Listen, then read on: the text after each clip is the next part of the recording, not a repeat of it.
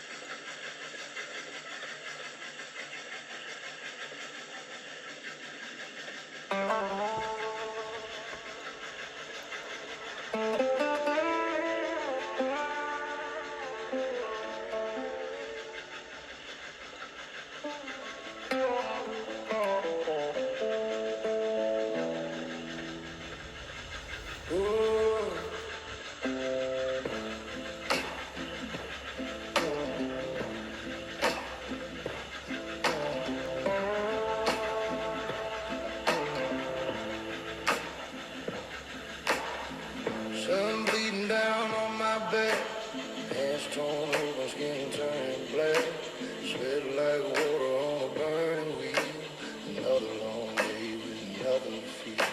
The boss keeps yelling from the old wood gate, but the hunger in my belly just won't wait. Got blistered fingers and a broken will, yeah. Hunger in the cotton field. Hunger in the cotton field. With a hard wind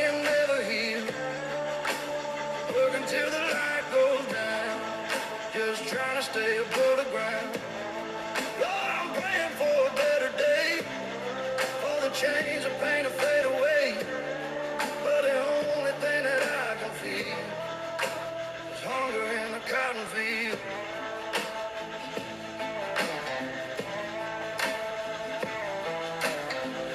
Mama crying over an empty pan. Daddy gone trying to be a better man. Whole nights talking about a promised land, but dreams blow away like dirt and sand. I hear that church bell calling slow, where the lost souls and the sinners go. But we sing our blues with a rusty steel bow. Hunger in the cotton field, hunger in the cotton field, with a heart wind never heal. Working till the light goes down, just trying to stay above the ground. Lord, I'm praying for a better day, for the chains of pain to fade away. But the only thing that I can feel is hunger in the cotton field. Take my sorrow, take my pain, wash it away in the delta rain. Lord, I'm begging, don't let me drown. Lift my soul from this broken ground. Hunger in a cotton field, where the blood and dust are real. Voices crying out in the night, but nobody hears their fight. If this world won't ever understand, let the angels take my hand, 'cause the only truth I feel is hunger in the cotton What an field. amazing little town Jug Tavern was. Everyone I met carried a strength and resilience about them that was admirable. Considering the many years of hardship the South was coming out of, it never had the power to erase the smiles from its people. Strong, hard-working farmers supplied the town with produce and livestock while the train brought in items from around the world. For a small town, Jug Tavern has a lot going for it, and it'll be interesting to see how Mr. Barrow leads it into the future. Another day.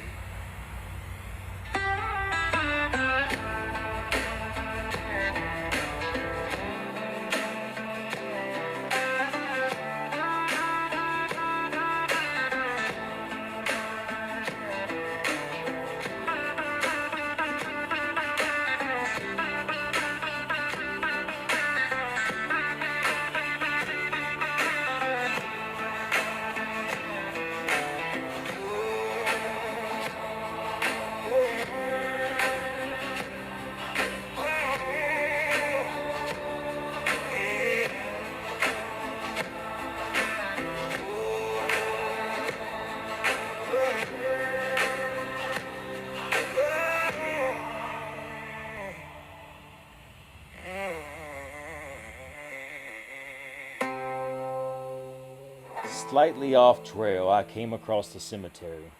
Curiosity overflowing, I decided to explore the many graves. At the center of the cemetery stood one peculiar stone, sharply and ornately carved at the top. This was surely a person of great importance. Slowly I made my way towards the stone to Oh, Robert. No, Robert. How could this be? I've traveled such a great distance to meet you with zero knowledge of your passing.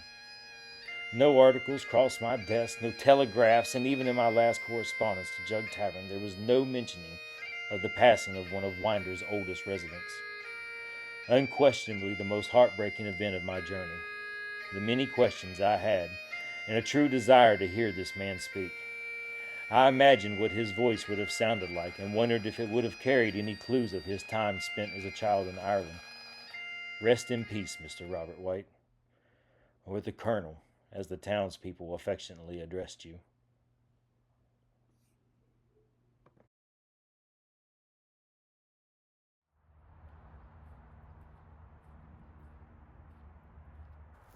Barrow County was named after David Crenshaw Barrow, Jr., who was a professor of mathematics and engineering at the University of Georgia.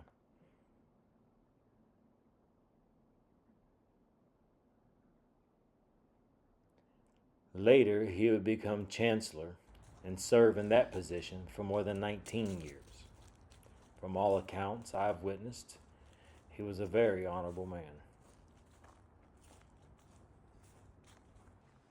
I continued on with the crackling of leaves under my every step. Barrow County truly is as beautiful as I had read in articles and witnessed on postcards. The lands leading to White's Mill are no exception. Although tired, the smell of the wilderness and sounds of nature inspire me to continue. During my visit to the Barrow County Museum, I was able to learn about the many great patrons that either resided here or made their way through. It was interesting to learn that the first Doctor's Day was observed here, and even the National School Lunch Program had its beginnings here, authored by a man named Richard B. Russell, Jr. Mr. Robert White was obviously a man dedicated to his community. He hired a slave named Spence to build a schoolhouse on Cedar Hill and a church which would become the Second Universalist Church of Georgia. Spence was considered a master carpenter, and time would prove this through the longevity of his work. I'd asked about Spence back in JUG, but no one could tell me anything about the man other than he was a great carpenter and he had passed away some time ago. Determined to reach Cedar Creek, I continued walking. The weight of the cemetery experience had drained me of what little energy I had mustered for the long walk, and I found myself now in desperate need of a rest.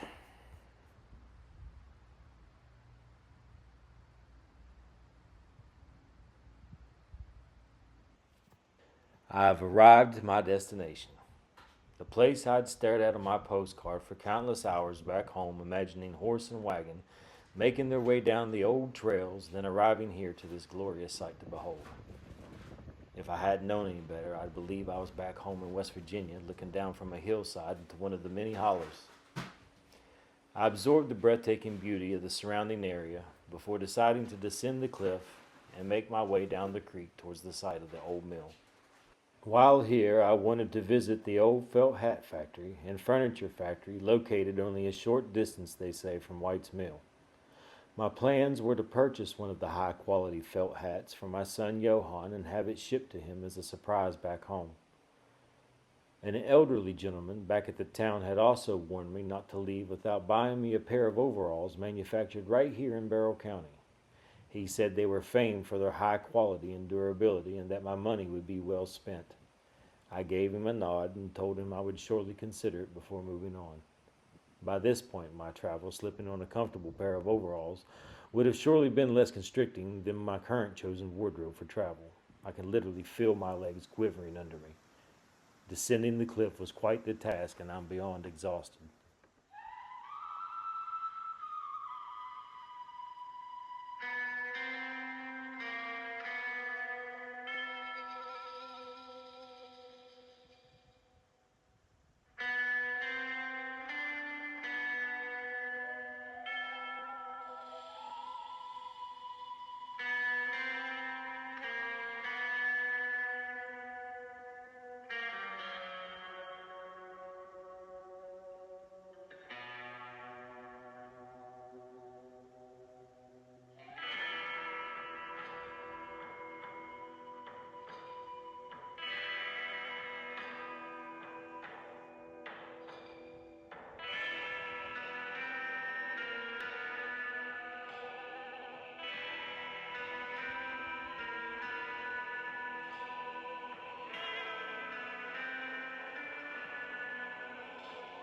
Finding a small outstretch of rock, I decided this would be the perfect place to rest my bones and recenter myself.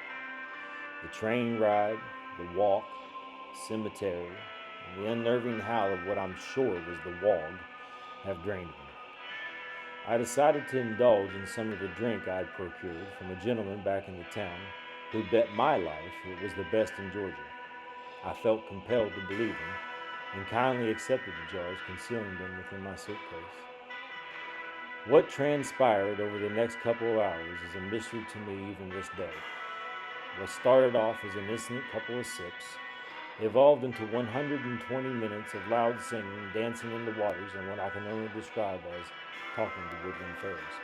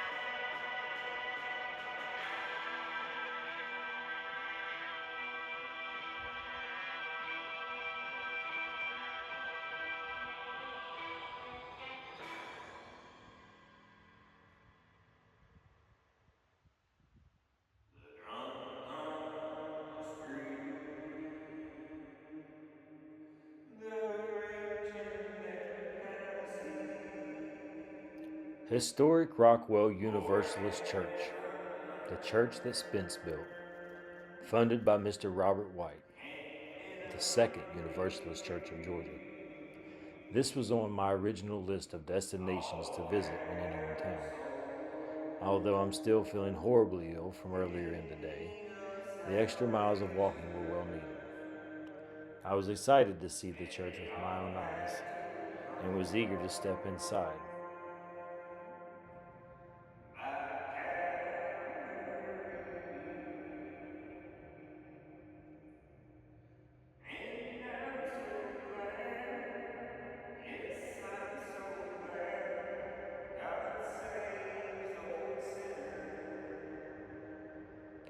Thank you, Robert White, for an incredible journey.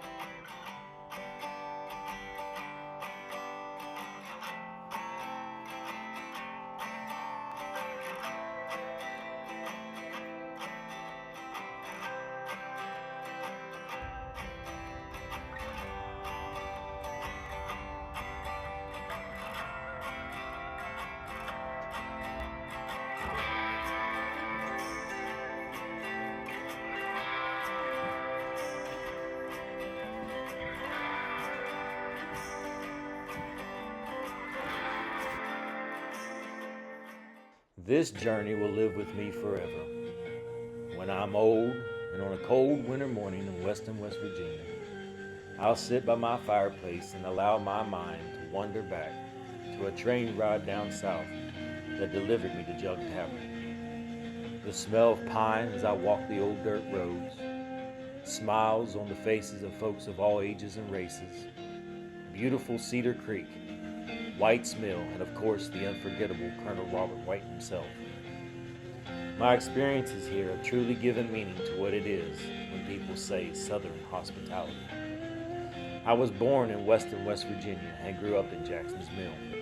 From one mill to another, I thank the town of JUG Tavern and its people for allowing me access to wander the streets and old dirt roads, learning and absorbing your great history. As my train ride departs, I bid you farewell. From one mill to another until we meet again.